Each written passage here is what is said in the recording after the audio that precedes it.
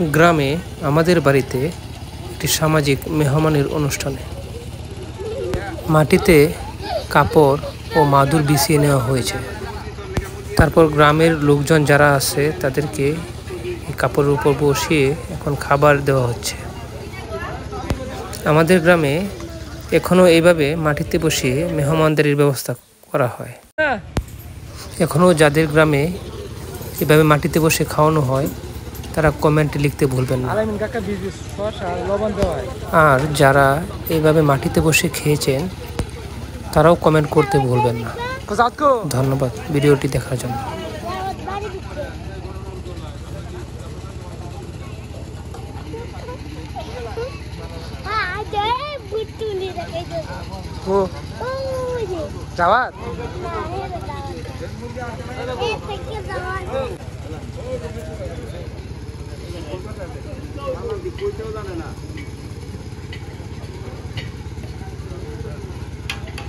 পলাশে বেশি বেশি বাদ দাও রাত